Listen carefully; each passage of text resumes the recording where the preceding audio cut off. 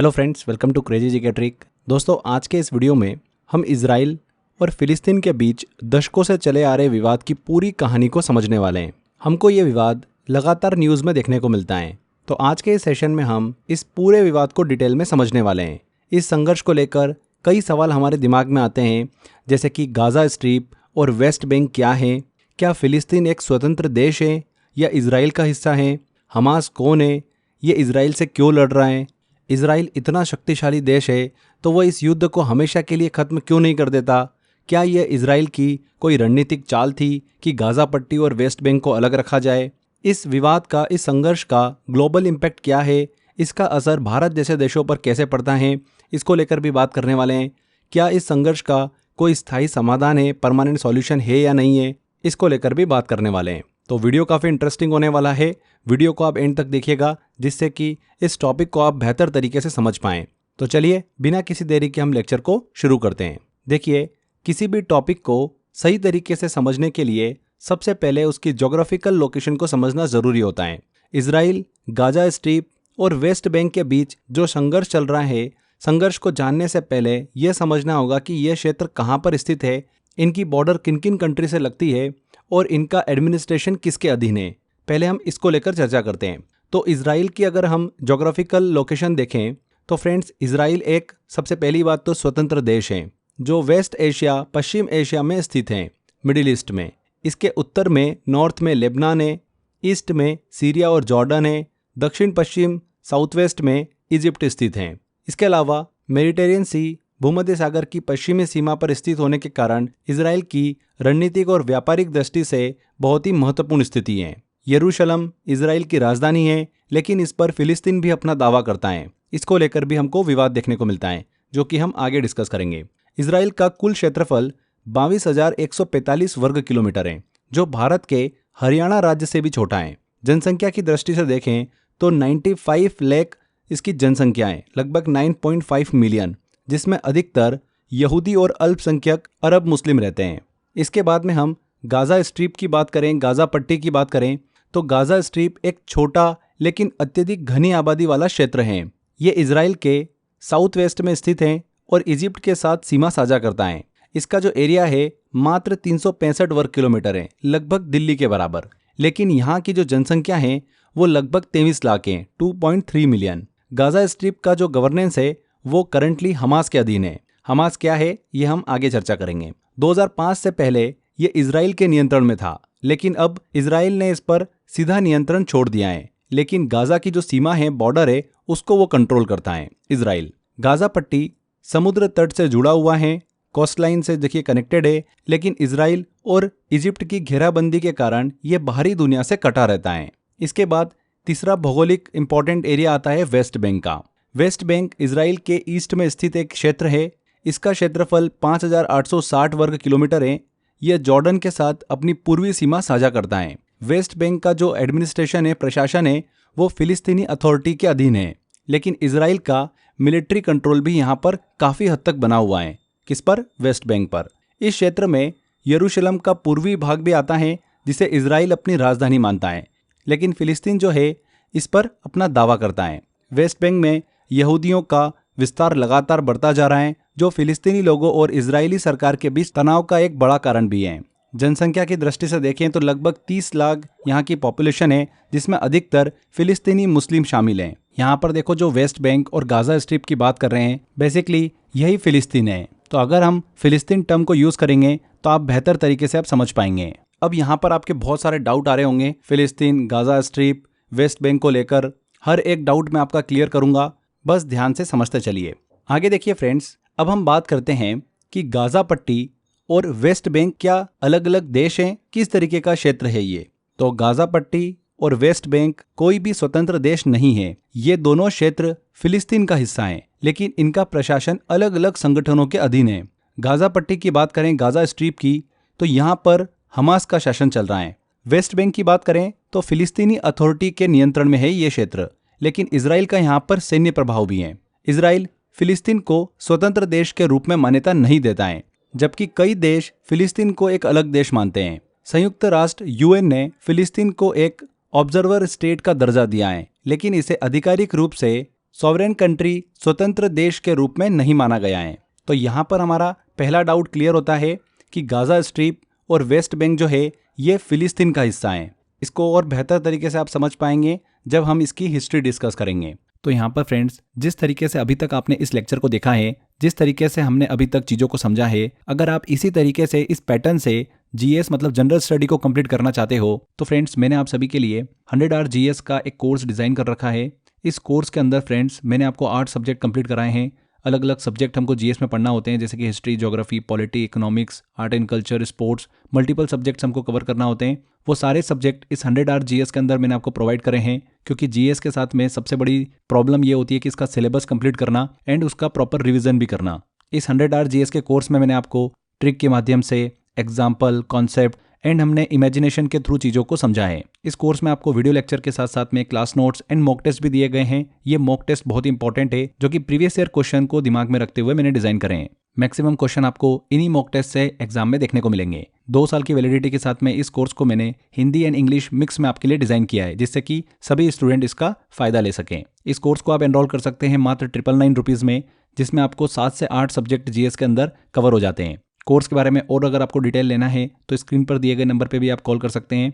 Enrol करने के लिए फ्रेंड्स डिस्क्रिप्शन बॉक्स और कमेंट बॉक्स में लिंक दे रखा है, वहां पर क्लिक कर आप इस कोर्स को एनरोल कर सकते हैं। इसके अलावा crazy GK trick application download कर लीजिए, वहां पर फाउंडेशन कोर्स में कोर्स बाय अक्षय सर में आपको ऑप्शन मिल जाएगा। तो छोटी सी इन्फॉर्मेशन थी, आई थिंक आपके लिए काफ़ी ज़्यादा हेल्पफुल होने वाली है। चलिए वापस आते हैं हमारे लेक्चर पर, आगे बढ़ते हैं। अब इजराइल, गाज़ा स्ट्रिप और वेस्ट बैंक के बीच सीमाओं की स्थिति, बॉर्डर स्टेटस को भी हम थोड़ा डिस्कस करते हैं। इजराइल और गाज़ा स्ट्रिप की जो सीमा है, बॉर्डर है, वो पूरी तरीके से सील्ड हैं। इजराइल वेस्ट बैंक को दीवारों और सैन्य चौकियों, जो चेक पॉइंट्स होते हैं, उससे कंट्रोल करता है। इजिप्ट जो देश है, मिस्र, वो गाज़ा पट्टी के साथ अपनी सीमा पर सख्त नियंत्रण रखता है।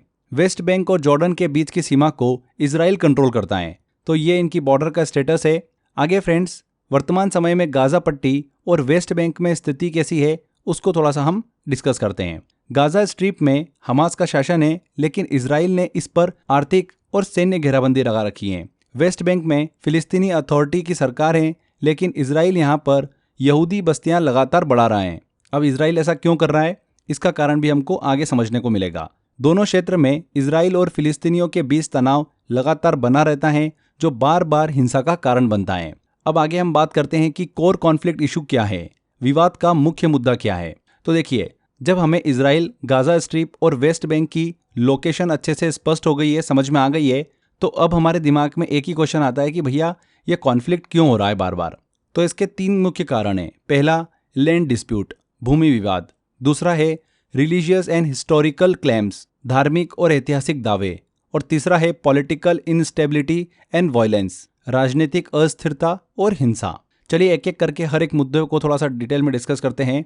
सबसे पहला हम बात करते हैं लैंड डिस्प्यूट की। इजराइल और फिलिस्तीन दोनों ही एक ही जमीन पर अपना अधिकार जताते हैं। इजराइल कहता है कि यहूदी हजारों वर्षों से इस भूमि पर रहते आए हैं और 1948 में उन्हें यह क्षेत्र अंतर्राष्ट्रीय समर्थन से मिला है। फिलिस्तीन कहता है कि इस भूमि पर उनके पूर्वज सदियों से बसे हुए थे, लेकिन ब्रिटिश शासन, ब्रिटिश रूल और यूएन के हस्तक्षेप से उनकी जमीन यहूदियों को दे दी गई है। यूएन ने 1947 में पार्टीशन प्लान बनाया था, जिसमें यहूदियों और फिलिस्तीनियों के लिए अलग अलग क्षेत्र निर्धारित किए गए। यहूदी पक्ष ने इसे स्वीकार कर लिया, लेकिन अरब देशों और फिलिस्तीनियों ने इसे खारिज कर दिया था। उसी के बाद में हमको इजराइल एक स्वतंत्र देश के रूप में देखने को मिलता है, जबकि फिलिस्तीन एक स्वतंत्र देश नहीं बन पाया। वर्तमान में सिचुएशन ऐसी है कि जो हमको गाज़ा स्ट्रिप और वेस्ट बैंक देखने को मिलता है, बेसिकली ये फिलिस्तीन का ही क्षेत्र है। दोनों ही क्षेत्र अलग अलग देखने को मिलते हैं। इसके पीछे भी कारण है और उसका भी राजनीतिक दृष्टिकोण है, वो आगे हम चर्चा करने वाले हैं। यहाँ पर इस विवाद का दूसरा कारण डिस्कस करते हैं अब हम, रिलीजियस एंड हिस्टोरिकल क्लेम्स। यरूशलेम जो इजराइल की राजधानी है, ये संघर्ष का केंद्र बिंदु है, क्योंकि ये 3 बड़े धर्मों, इस्लाम, यहूदी धर्म और ईसाई क्रिश्चियनिटी के लिए एक पवित्र स्थल है। यहूदी इसे अपनी पवित्र भूमि, होली लैंड मानते हैं, क्योंकि यहीं पर उनका पवित्र टेम्पल माउंट स्थित है। मुस्लिम्स के लिए भी यह स्थान बेहद महत्वपूर्ण है, क्योंकि यहाँ पर अल अक्सा मस्जिद स्थित है, जिसे इस्लाम का तीसरा सबसे पवित्र स्थान माना जाता है। ईसाइयों के लिए भी यह स्थान इसलिए पवित्र है क्योंकि यही वो जगह है जहाँ पर यीशु मसीह को सूली पर चढ़ाया गया था। फिलिस्तीनियों का कहना है कि वे सैकड़ों वर्षों से यहाँ पर रह रहे हैं। इजराइल ने उनकी भूमि पर कब्जा कर लिया है। इजराइल का कहना है कि यह भूमि ऐतिहासिक रूप से यहूदियों की थी और उन्हें यहाँ पर वापस आने का पूरा अधिकार है। धार्मिक मतभेद, रिलीजियस कॉन्फ्लिक्ट भी इस संघर्ष को जटिल बनाते हैं। ये हमने दूसरा कारण डिस्कस किया। तीसरा कारण है पॉलिटिकल इनस्टेबिलिटी एंड वायलेंस। फिलिस्तीन इंडिपेंडेंस का मुद्दा सबसे बड़ा कारण है। फिलिस्तीन एक स्वतंत्र देश बनना चाहता है, लेकिन इजराइल इसे मान्यता नहीं देता है। 1993 में ओस्लो समझौता हुआ था, ओस्लो अकॉर्ड्स हुआ था। इसके तहत फिलिस्तीन को सेल्फ रूल दिया गया, लेकिन यह पूर्ण स्वतंत्रता नहीं थी। इजराइल का कहना है कि फिलिस्तीन के अंदर मिलिटेंट ग्रुप्स काम कर रहे हैं जो शांति वार्ता को विफल कर रहे हैं। फिलिस्तीन का कहना है कि इजराइल उनके अधिकारों का हनन कर रहा है और उन्हें अपने ही क्षेत्र में रहने नहीं दे रहा है। गाजा स्ट्रिप में हमास का शासन है करंटली, जो इजराइल के अस्तित्व को नहीं मानता, जो उसे खत्म करने की धमकी देता है। इजराइल हमास को एक आतंकवादी संगठन, टेररिस्ट ऑर्गेनाइजेशन मानता है और उसके खिलाफ सैन्य कार्रवाई करता है। इजराइल वेस्ट बैंक में यहूदी बस्तियां लगातार बसा रहा है, जिससे फिलिस्तीनी और ज़्यादा नाराज हो रहे हैं। हमको इजराइल और हमास के बीच लगातार तनाव देखने को मिलता है। हमास 1987 में बना। इसका उद्देश्य था इजराइल को खत्म करना और पूरे क्षेत्र को इस्लामी राज्य बनाना। हमास ने कई बार इजराइल पर रॉकेट हमले करे। इजराइल ने जवाबी कार्रवाई की, गाजा पट्टी पर बमबारी करी। 2006 में इलेक्शन हुआ। हमास ने गाजा पट्टी पर कंट्रोल कर लिया, जिससे इजराइल और फिलिस्तीन में विभाजन और बढ़ गया। इजराइल का कहना है कि हमास टेररिज्म फैला रहा है, जबकि हमास कहता है कि वह अपनी जमीन बचाने की कोशिश कर रहा है। हर कुछ सालों में इजराइल और हमास के बीच में युद्ध होते रहते हैं, जिससे हजारों लोगों की मौत होती है। हाल ही में अभी 2024 में भी हमको अटैक देखने को मिला। हमास ने इजराइल पर सैकड़ों रॉकेट दागे थे। इजराइल ने जवाब में गाजा पट्टी पर बड़े सैन्य हमले किए। यूएन और कई देशों ने शांति स्थापित करने की अपील भी की, लेकिन अभी भी संघर्ष जारी है। इस संघर्ष में सैकड़ों नागरिक मारे गए और हजारों लोग बेघर हो गए। यहाँ पर अलग अलग देशों के रिस्पॉन्स की बात करें तो अमेरिका इजराइल का समर्थन करता है और उसे सैन्य सहायता, मिलिट्री एड देता है। ईरान की बात करें तो ये हमास का समर्थन करता है और उसे हथियार और फंडिंग देता है। यूनाइटेड नेशन की बात करते हैं तो बार बार शांति वार्ता, पीस टॉक कराने की कोशिश करता है, लेकिन वो असफल रहती हैं। अरब देश की बात करें तो फिलिस्तीन का ये समर्थन करते हैं, लेकिन खुलकर इजराइल के खिलाफ नहीं बोलते हैं। यूरोपीय संघ की बात करें तो संघर्ष खत्म करने के लिए शांति समझौते की वकालत करते हैं। तो यहाँ पर हमने फ्रेंड्स ये विवाद क्यों है, इस पर हमने डिस्कशन करा। इसके मेनली 3 कारण हैं। उन तीनों कारण को हमने एक एक करके डिटेल में डिस्कस करा, जिससे कि आप अच्छे से समझ पाए होंगे। अब फ्रेंड्स थोड़ा सा हमको हिस्ट्री में चलना पड़ेगा बेहतर अंडरस्टैंडिंग के लिए। हमने इजराइल, गाजा स्ट्रिप और वेस्ट बैंक की स्थिति को समझा। मुख्य विवाद, land dispute, religious and political issue पर भी चर्चा करी। लेकिन यह जानना जरूरी है कि यह संघर्ष आखिरकार शुरू कब हुआ। इस संघर्ष की जो जड़ें हैं, रूट है, वो इतिहास में बहुत ही गहरी हैं। इसे समझने के लिए हमें कुछ महत्वपूर्ण ऐतिहासिक घटनाओं पर नजर डालना पड़ेगी। तो हमें चलना पड़ेगा हिस्ट्री में। तो चलते हैं। सबसे पहले हम बात करते हैं ऑटोमन साम्राज्य की। ऑटोमन साम्राज्य का शासन 1517 से लेकर 1917 तक चला। 16वीं शताब्दी में फ्रेंड्स 1517 से पहले यह क्षेत्र जो था छोटे छोटे शासकों के नियंत्रण में था। 1517 में ऑटोमन साम्राज्य, तुर्क साम्राज्य ने इस क्षेत्र को अपने कब्जे में ले लिया और 400 साल तक यहाँ पर शासन किया। इस समय तक यहूदियों और अरब मुस्लिम दोनों ही इस क्षेत्र में रहते थे, लेकिन यह अरब बहुल क्षेत्र था। अरब मेजोरिटी थी। यहूदी समुदाय दुनिया के अलग अलग हिस्सों में फैले हुए थे, क्योंकि रोमन साम्राज्य ने पहली शताब्दी में यहूदियों को जबरन बाहर निकाल दिया था। इसके बाद फ्रेंड्स 1917 से 1947 में ब्रिटिश शासन यहाँ पर देखने को मिलता है। फर्स्ट वर्ल्ड वॉर के दौरान ब्रिटेन ने ऑटोमन साम्राज्य को हरा दिया और इस क्षेत्र पर नियंत्रण कर लिया। 1917 में ब्रिटेन ने बाल्फोर डिक्लेरेशन जारी किया, जिसमें यह कहा गया कि यहूदी समुदाय के लिए फिलिस्तीन में एक राष्ट्रीय घर, नेशनल होम स्थापित किया जाएगा। इस घोषणा के बाद यूरोप और अन्य जगहों से हजारों यहूदी फिलिस्तीन में बसने लगे। अरब समुदाय ने इसका काफी विरोध किया, क्योंकि वे मानते थे कि ब्रिटेन ने उनकी भूमि यहूदियों को दे दी है। इस दौरान 1920 से लेकर 1930 के बीच में यहूदियों और अरबों के बीच कई दंगे और हिंसक झड़पें देखने को मिलती हैं। द्वितीय विश्व युद्ध के दौरान नाजी जर्मनी ने यूरोप में 60 लाख यहूदियों का नरसंहार किया। इस त्रासदी के बाद यहूदी समुदाय को दुनिया भर से समर्थन मिला और उनका इजराइल में बसने का आंदोलन और तेज हो गया। ब्रिटेन ने इस क्षेत्र में शांति बनाए रखने की कोशिश की, लेकिन यहूदियों और अरबों के बीच हिंसा लगातार बढ़ती गई। फाइनली यूनाइटेड नेशन का इसमें हस्तक्षेप हुआ। द्वितीय विश्व युद्ध के बाद ब्रिटेन ने इस समस्या को संयुक्त राष्ट्र के सामने रखा, यूएन के सामने रखा।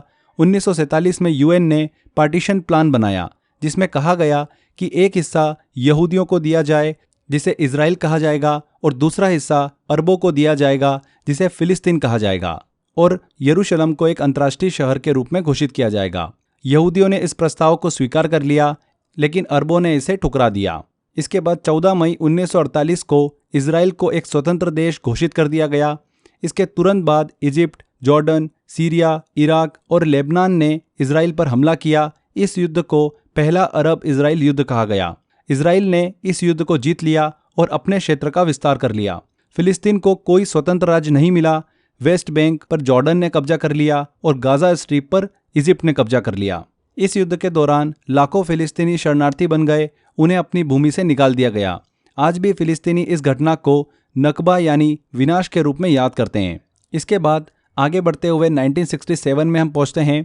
6 दिवसीय यहाँ पर युद्ध देखने को मिलता है, 6 डे वॉर।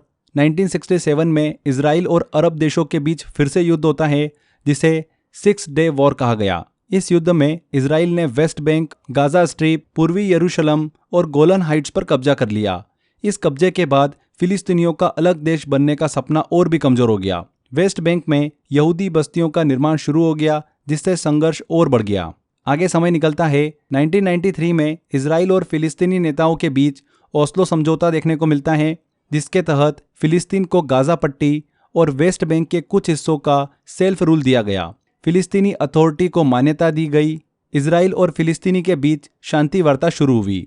हालांकि यह समझौता लंबे समय तक सफल नहीं रहा। इसके बाद 2006 में हमास ने गाजा स्ट्रिप पर चुनाव जीता और पूरी तरीके से उस क्षेत्र पर कब्जा कर लिया। हमास इजराइल के अस्तित्व को मान्यता नहीं देता है, लगातार रॉकेट हमले करता रहता है। इजराइल भी गाजा स्ट्रिप पर हवाई हमले करता है, एयर स्ट्राइक्स करता है और इसे आतंकवादी संगठन मानता है। 2014, 2021 और 2023 में बड़े युद्ध हमको देखने को मिलते हैं, जिसमें हजारों लोगों की मौत हो जाती है। 2024 में फिर से हमास और इजराइल के बीच संघर्ष शुरू हो जाता है, जिसमें सैकड़ों लोग फिर से मारे जाते हैं। यह संघर्ष केवल 20-30 साल पुराना नहीं है, बल्कि सैकड़ों वर्षों से चला आ रहा है। तो ये हमने फ्रेंड्स थोड़ा सा हिस्ट्री में जाकर चीज़ों को समझने की कोशिश करी। आई होप आपको समझ में आया होगा। इसके बाद हम फ्रेंड्स इस कॉन्फ्लिक्ट का भारत पर क्या प्रभाव पड़ता है, भारत पर क्या इम्पैक्ट पड़ता है, उस पर चर्चा करते हैं। भारत का इजराइल और फिलिस्तीन दोनों से अच्छे संबंध हैं। भारत इजराइल से हथियार खरीदता है, उसे एक महत्वपूर्ण राजनीतिक साझेदार मानता है, स्ट्रेटेजिक पार्टनर मानता है। भारत का फिलिस्तीन के साथ भी ऐतिहासिक रिश्ता है और फिलिस्तीन के अधिकारों का वो समर्थन करता है। अगर यह संघर्ष बढ़ता है तो भारत को अपनी डिप्लोमेटिक पॉलिसी को संतुलित करना होगा। इससे अमेरिका, यूरोप, मध्य पूर्व और भारत जैसे देशों की राजनीति और अर्थव्यवस्था प्रभावित होती हैं। तेल की कीमतों और ग्लोबल सिक्योरिटी पर भी इस संघर्ष का प्रभाव पड़ता है। बात करते हैं कि इस कॉन्फ्लिक्ट का सॉल्यूशन क्या है, तो मोस्ट पॉसिबल सॉल्यूशन पे चर्चा करते हैं। पहला है 2 स्टेट सॉल्यूशन, 2 देश समाधान। संयुक्त राष्ट्र, यूएन और कई देश 2 स्टेट सॉल्यूशन का समर्थन करते हैं। इस समाधान के तहत इजराइल और फिलिस्तीन को 2 अलग अलग सॉवरेन के रूप में मान्यता दी जाएगी। लेकिन यह समाधान इसलिए विफल नहीं हो पाता है क्योंकि इजराइल चाहता है कि यरूशलेम उसकी राजधानी रहे, फिलिस्तीन चाहता है कि पूर्वी यरूशलेम उसकी राजधानी बने। वेस्ट बैंक और गाजा पट्टी के बीच कोई सीधा संपर्क भी नहीं है, जिससे फिलिस्तीन को एक देश बनाना और भी मुश्किल हो जाता है। दूसरा सिनेरियो यह भी बनता है कि इजराइल एक बहुत ही शक्तिशाली देश है, पावरफुल कंट्री है। अगर वो चाहे तो पूरे गाजा स्ट्रिप पर हमला करके हमास को पूरी तरीके से खत्म कर सकता है। लेकिन इजराइल ऐसा क्यों नहीं करता? तो अगर इजराइल गाजा स्ट्रिप पर पूरा कब्जा कर ले तो यहाँ की 23 लाख फिलिस्तीनी आबादी को नियंत्रित करना और भी मुश्किल होगा। इंटरनेशनल प्रेशर के कारण इजराइल को ऐसा करने से रोका जाता है। अगर इजराइल ज़्यादा सैन्य हमले करता है तो अरब नेशन के साथ उसके रिश्ते खराब हो सकते हैं। अगर पूरी तरीके से युद्ध छिड़ गया तो इसे वैश्विक समर्थन मिल सकता है और यह तीसरे विश्व युद्ध वर्ल्ड वॉर 3 का कारण बन सकता है। इसीलिए इजराइल ऐसा नहीं करता है। तो आई होप आपको ये चीज़ समझ में आई होगी। अब यहाँ पर एक बहुत ही अच्छा क्वेश्चन निकल कर आता है कि इजराइल ने वेस्ट बैंक और गाजा स्ट्रिप के बीच का क्षेत्र क्यों लिया और इसे अलग क्यों रखा? क्या इजराइल की ये रणनीति थी? अगर हम मैप में देखेंगे तो हमको बहुत अच्छे से चीज़ें समझ में आएगी। तो इसको भी थोड़ा समझते हैं हम। 1947 में यूएन ने इजराइल और फिलिस्तीन के लिए पार्टीशन प्लान बनाया था। तब गाजा पट्टी और वेस्ट बैंक को फिलिस्तीन का हिस्सा माना गया था। लेकिन 1948 में पहला जब अरब इजराइल युद्ध हुआ, जिसमें अरब देशों को हार का सामना करना पड़ा था, तब गाजा पट्टी पर इजिप्ट ने कब्जा कर लिया था और वेस्ट बैंक पर जॉर्डन ने कब्जा कर लिया था। तब जो बचा हुआ क्षेत्र था वो इजराइल का क्षेत्र कहलाया। 1948 से 1967 तक दोनों हिस्से पहले से ही अलग अलग थे, लेकिन वे अलग अलग अरब देशों के नियंत्रण में थे। 1967 में इजराइल और अरब देशों के बीच जब युद्ध हुआ था, तब इजराइल ने वेस्ट बैंक और गाजा स्ट्रिप पर कब्जा कर लिया। अब पहली बार ऐसा समय आया था जब इजराइल के पास ये दोनों क्षेत्र एक साथ थे, लेकिन इन दोनों के बीच का क्षेत्र पहले से ही इजरायली नियंत्रण में था, जिससे फिलिस्तीन का एकजुट होना मुश्किल हो गया था। ये इजराइल के लिए एक रणनीतिक फायदा था, क्योंकि अगर वेस्ट बैंक और गाजा पट्टी जुड़े रहते तो फिलिस्तीन को एक सॉवरेन कंट्री के रूप में स्थापित करना आसान होता। तो क्या यह इजराइल की कोई रणनीतिक चाल थी? तो बिल्कुल इसको बोल सकते हैं कि हाँ, इजराइल ने जानबूझकर यह सुनिश्चित किया था कि वेस्ट बैंक और गाजा पट्टी कभी भी एक साथ ना आ सके। इसके पीछे भी कई कारण थे, जैसे मिलिट्री और स्ट्रेटेजिक एडवांटेज, डेमोग्राफिक कंट्रोल, मतलब अगर वेस्ट बैंक और गाजा पट्टी एकजुट होते तो वहाँ की फिलिस्तीनी आबादी बढ़ती जाती और इजराइल पर डेमोग्राफिक दबाव बढ़ जाता। अब बात आती है कि ऐसा करने पर इजराइल के खिलाफ किसी ने आपत्ति क्यों न ली। तो कई अरब देशों ने इसका विरोध किया था, लेकिन उनकी आपत्तियों को ज़्यादा तवज्जो नहीं दिया गया। यूएन ने भी इस पर कई प्रस्ताव पास किए, लेकिन अमेरिका ने अधिकतर प्रस्तावों को वीटो कर दिया। इसका फायदा यही हुआ कि इजराइल की रणनीति सफल हो गई, वेस्ट बैंक और गाजा पट्टी हमेशा के लिए अलग हो गए। तो देखा फ्रेंड्स, कितनी आसानी से हमने सारी इन्फॉर्मेशन को याद कर लिया है। अगर आप इसी तरीके से जीएस को पढ़ना चाहते हैं, बहुत ही सिंपल वे में एंड सिस्टमेटिक तरीके से, एग्जाम ओरिएंटेड, तो आप मेरा 100 आवर जीएस का कोर्स ले सकते हैं। 100 आवर जीएस के अंदर मैंने 6-7 सब्जेक्ट्स आपको इसी तरीके से पढ़ाए हुए हैं, सिस्टमेटिक तरीके से, कॉन्सेप्ट से, इमेजिनेशन, ट्रिक से, बहुत ही सिंपल वे में हमने चीज़ों को डिस्कस किया है एंड एग्जाम ओरिएंटेड पढ़ा है। सबसे इंपॉर्टेंट, जो लगातार एग्जाम के अंदर पूछे जा रहे हैं क्वेश्चंस, उसी पर बेस्ड हमने थ्योरी को कवर किया है। Hindi and English mix language में मैंने इस कोर्स को आपके लिए डिज़ाइन किया है, जिससे कि सभी स्टूडेंट अच्छे से पढ़ सके। इसके अलावा दोस्तों, कोर्स के अंदर मैंने आपको 3500 प्लस इंपॉर्टेंट क्वेश्चन के मॉक टेस्ट दिए हैं। लगातार जो अभी प्रीवियस ईयर एग्जाम के अंदर क्वेश्चंस पूछे गए हैं वो क्वेश्चंस, एंड जिन क्वेश्चन की एग्जाम में आने के चांसेस ज़्यादा हैं, उन सभी का कलेक्शन बनाकर आपको मॉक टेस्ट दिए हैं, जिससे कि आप प्रैक्टिस कर सकें एंड एग्जाम में अच्छा स्कोर कर सकें। तो अगर आप 100 आवर जीएस का मेरा कोर्स लेना चाहते हैं फ्रेंड्स, तो डिस्क्रिप्शन बॉक्स और कमेंट बॉक्स में लिंक दे रखा है, वहां पर क्लिक कर आप एनरोल कर सकते हैं। इसके अलावा crazy GK trick application download कर लीजिए। वहां पर फाउंडेशन कोर्स में कोर्स बाय अक्षय सर में आपको ऑप्शन मिल जाएगा 100 आवर को ज्वाइन करने का, वहां से आप ज्वाइन कर सकते हैं। तो यहाँ पर फ्रेंड्स, आई होप आपको ये पूरा विवाद समझ में आया होगा। हर एक एंगल से हमने इस टॉपिक को समझने की कोशिश करी है। हिस्ट्री से लेकर करंट सिनेरियो तक की हमने बात करी। अब कभी भी इस टॉपिक को लेकर अगर आपको न्यूज़ सुनने को मिलेगी तो आप बहुत बेहतर तरीके से उसे समझ पाएंगे। तो आज के सेशन में इतना ही फ्रेंड्स। आई होप आपको वीडियो अच्छा लगा होगा, मेहनत अच्छी लगी होगी। अगर आपको वीडियो अच्छा लगा है तो वीडियो को लाइक कर दीजिए, शेयर कर दीजिए एंड कमेंट करके ज़रूर बताइएगा कि वीडियो कैसा लगा। अगर आपने अभी तक चैनल को सब्सक्राइब नहीं कराएं तो सब्सक्राइब भी कर लीजिए। मिलते हैं फ्रेंड्स अगले वीडियो में। Till then, bye bye.